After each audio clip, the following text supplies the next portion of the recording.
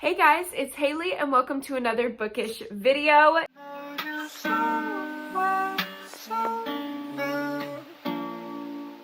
Today I'm going to be going over my 5-star predictions for 2023. I did this video in 2022 where I predicted 12 books that would be 5 stars for me in the year, and it was so fun going back and checking up. I actually got about half of them right out of the ones that I read, so I feel like I am pretty good. I know my taste pretty well at this point, and this is just a fun way to prioritize books that I'm really excited about. So without further ado, let's go ahead and get into my 5-star predictions for this year. I'm gonna start with the first 4 books, and they are very high priority for me because when I showed my 5-star prediction list to my patrons, these are the ones that they said they wanted to see in vlogs. So I'm not quite sure if I'm gonna vlog these just for Patreon or for everyone in the next few months, but these are the books that I will be 100% prioritizing for them. So first up, we have Sweet Pea by CJ Scoose, and this one was sent to me by Teresa. Thank you so much, Teresa, for sending this my way.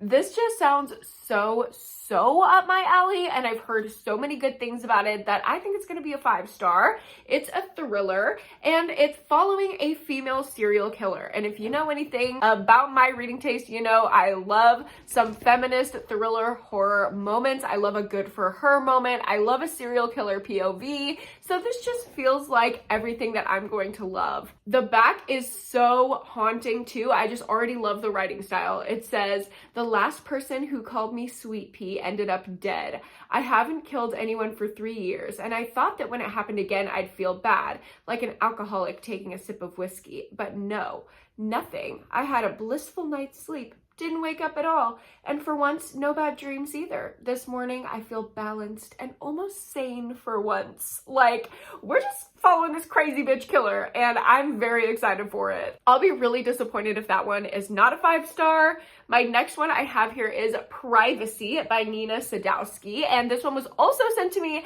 by a patron. Thank you so much, Jay, for sending this over, and it sounds so interesting. Again, just like everything is aligning here. We are following a therapist in a morally gray, kind of like ethical dilemma situation. It's also a thriller. It says a successful therapist's world is upended when her patients are targeted by a campaign of twisted psychological harassment. Hello? It's following Dr. Lena Landers, who is good at her job. She's an accomplished therapist and dedicated and compassionate woman. However, when she's summoned by a panicked patient who's being held hostage, she intervenes and saves the patient. Then she becomes a media sensation and kind of blows up on social media, but not everyone is impressed by her achievements. Someone has it in for her and is targeting what matters most to her patients. And it's kind of like a stalker watching you vibe. She gets little messages from this person who's tormenting her and apparently going after her clients.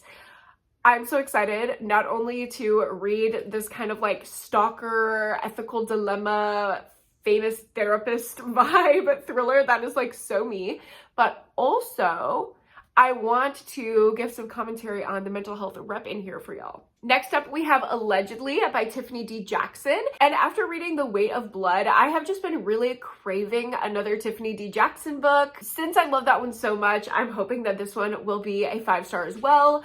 Grown was also a 5-star. I think the only thing that I've read from her that has not been a 5-star at this point is Monday's Not Coming, just because I thought it dragged a little bit through the middle. It was just kind of like repetitive through the middle. But because all of her other books have been 5 stars for me, I feel like this is a safe 5-star prediction. This is a YA thriller about a girl who allegedly killed a baby.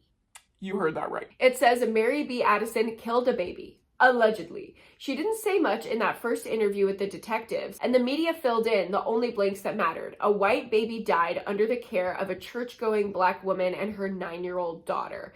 The public convicted Mary and the jury made it official. But did she actually do it? She won't say. She survived 6 years in jail before being dumped in a group home. There wasn't a point in setting the record straight before, but now she's got her unborn child to think about. When the state threatens to take away her baby, Mary's fate lies in the hands of one person she distrusts the most, her mama. No one knows the real mama, but does anyone know the real Mary? Are you kidding me? Y'all know I love stuff about children, missing babies, murdered children, like all of that shit is just like so high stakes. It just raises the stakes of a thriller instantly when we're dealing with a child's life on the line rather than like a cheating husband. You know what I mean? So I think I'm gonna really love this one. And the last one that is high on my priority list is Her Body and Other Parties by Carmen Maria Machado. This one is another one my patrons said, that's the one, Hailey, you're gonna be obsessed with it. And of course they know my taste, so I trust them. I believe this is a short story collection. It says in this electrifying debut, Carmen Maria Machado blithely demolishes the borders between psychological realism and science fiction, comedy and horror, and fantasy and fabulism. There are 8 startling stories that map out the realities of women's lives and the violence visited upon their bodies. So this is all just like horrifying stories about feminism. Again, I love the intersection of feminism and horror, and I've heard amazing things about it. So how could this not be a 5-star? The rest of this list are going to be things that I will try to get to in 2023, but they're not super high priority. Those 4 are the most, and the rest are just, when I get to them, I'll get to them. But when I do, I think they're going to be a 5-star. And I'm probably going to turn to these if I'm like in a slump and I need something to pull me out. That's what I look for a 5-star prediction for. The first one is Happy Place by Emily Henry, which I absolutely love. The premise of this book, it is set on vacation. This couple, either they get together or they break up in secret. And they go on this vacation with all of their friends, and none of their friends know like their relationship status, what's going on in their relationship. So they're like doing this like sneaky romance on vacation in a tropical destination. Yes, I love a little hush, secret, shh. Ooh, we're sneaking. I'm sneaking out the window to come and see you. And you know Emily Henry is going to bring the tension, the slow burn, and the smut scene that when you finally get to it, that's the one. So very excited for that one. I hope that I give it 5 stars. Another one that is actually a 2023 release, it's not out yet, is None of This Is True by Lisa Jewell. Y'all know I love Lisa Jewell. I think the past 3 years in a row, I've given her new releases 5 stars. So I'm hoping that she continues the streak. I also just love that the book is called None of This Is True. It's giving unreliable narrator, which I love. It's giving Morley Gray. It's giving Who Can I Trust? I don't know what this one is about, but honestly, that's all I need to know that it's probably going to be a 5-star. Another 2023 release that I have here is A Highly Suspicious and Unfairly Cute by Talia Hibbert. Oh my god! I am so excited to dive back into her writing. I literally ordered this immediately. Even though it's a YA romance and I'm kind of not into that, I just love Talia Hibbert's writing so much. The Brown Sisters trilogy are some of my favorite romances of all time, especially Chloe. Like, I just freaking love Chloe. I would die for Chloe. I am Chloe. We are so similar. I connected with her, and I'm hoping to have a connection with this main female character as well. I feel like she does that really well, where you feel like you know the main female character, and I love that. It's just like reading about a friend. So this is the couple that we are following in this book. They are Bradley and Celine, and they used to be best friends, but as they grew up, they kind of like moved into different cliques. Like, Bradley is like super cool, popular football player, and Celine is more like edgy, alternative, weird, nerdy. And they both signed up for a 2-part survival course in the woods over the summer. And she doesn't expect to find her former best friend there. Forced to work together for the chance to win a grand prize, they must trudge through not just the mud and the dirt, but their messy past. As the adventure brings them closer, they start to remember all the good parts of their history. So it's like kind of second chance, but not really. I feel like there's going to be some type of something that went down that caused the friendship to fade. That's not just like going into different cliques. Maybe they had crushes on each other. I don't know. It just sounds so cute. I love a friends to lovers moment. I'm obsessed. Next up, we have Next of Kin by Kia Abdullah. I am so freaking excited to read this. I actually have an arc of it, so I'm not quite sure when this one comes out. It's definitely this year, but I have the arc, so I can get to it whenever I want to. Kia Abdullah wrote Take It Back, which is one of the most underrated thrillers, in my opinion. It's one of my favorites of all time. She writes twisty legal thrillers with really great social commentary set in the UK, and since she's a Muslim woman, she has really great commentary on the like Islamophobia that goes on in the UK, which obviously I live in the US, so I'm not too familiar with. I think it's really great just that she is educating people about that and putting that in a story that is like exciting and fun, but also it'll like hit you out of nowhere, like heart-wrenching and horrifying. And that is the balance that I'm looking for. So this is another legal thriller from her. And when I tell you this premise sounds crazy, it literally sounds insane. Y'all know I love a moral dilemma. I love something like, ooh, ethical questions. I think I mentioned that when I talked about privacy. That is just so up my alley, like the whole psychological what would you do vibe. And that feels like it is this whole book. Next of Kin follows a girl who is supposed to drop off her nephew, I guess at like school or daycare or something. He's like a little tiny child, and she forgets and leaves him in her car for 6 hours unintentionally. Then she gets a call from her brother-in-law who's trying to pick up his kid. And he's like, hey, why did you not drop off my kid? And she's like, what? I thought I did. And then she remembers that she left him in the hot car. Did he survive? Is she at fault if he didn't?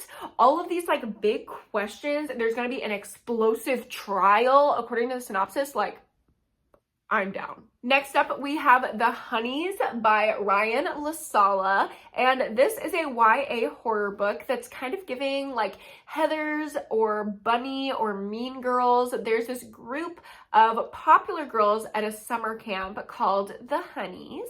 So this gender fluid main character, which love that representation, loses his sister. I believe they are using he, him pronouns for this character. Yeah.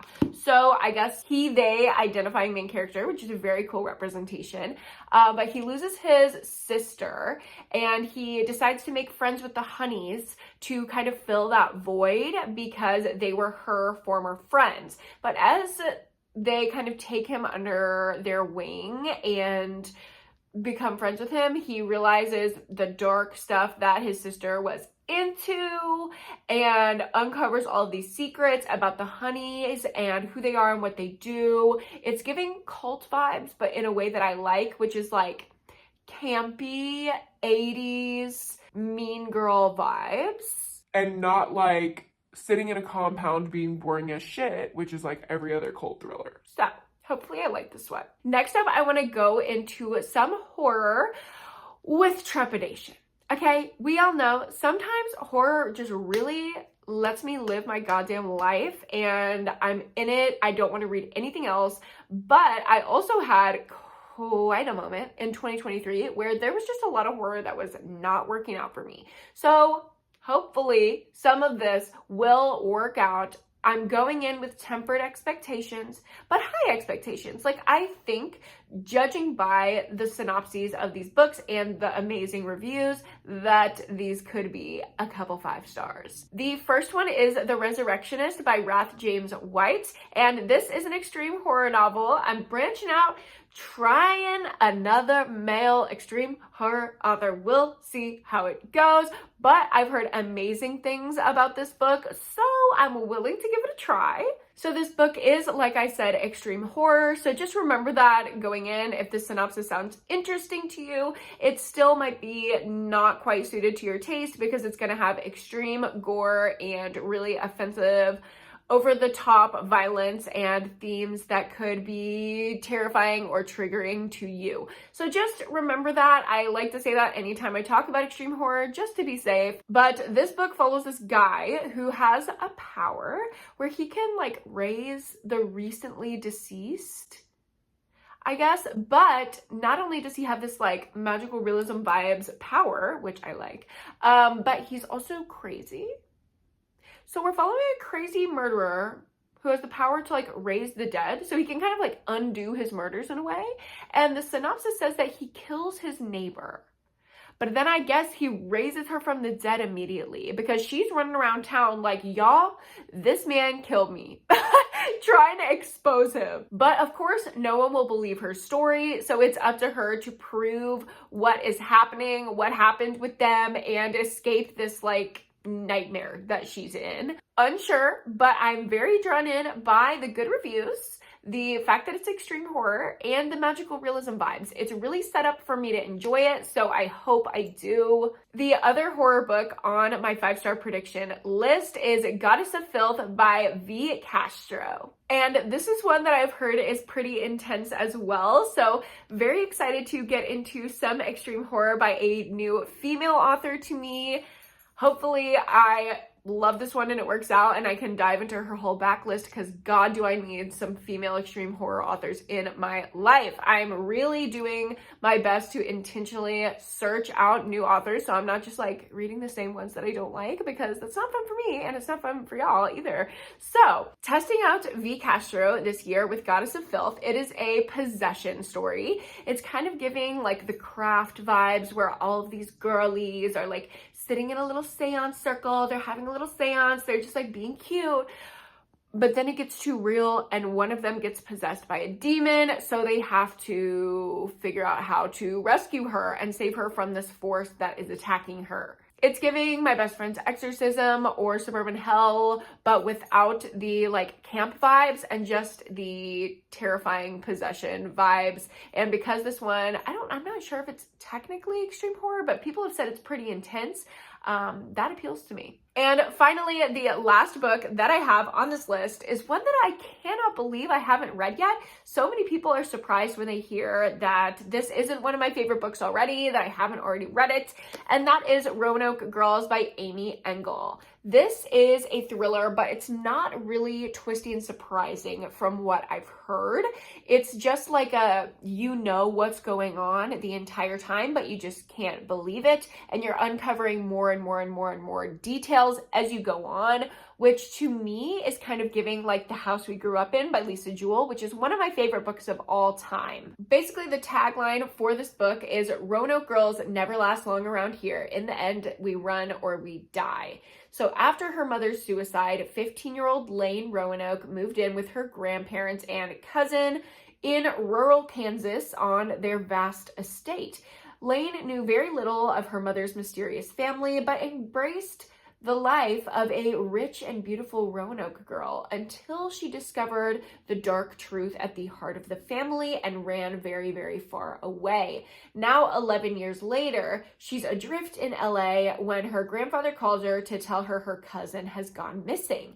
Did she run to, or did something worse happen? Lane returns to help search and ease her guilt after having left her cousin behind. Her homecoming may mean a second chance with a boyfriend, but it also means facing the devastating secret that made her flee.